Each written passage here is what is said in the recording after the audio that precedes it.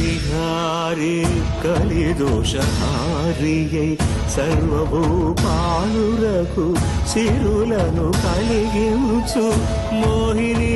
కృష్ణులుగా మోహము తొలగించు గరుడ వాహనమెక్కి ఘనదాస్యమును చూపు హనుమంత సేవలో అభయం ప్రసాదించు గజవాహనముపై భ్రాంతిని తొలగించు సూర్యప్రభను నిలిచి అక్షీణతను పెంచు శ్రీవత్సవక్షుడై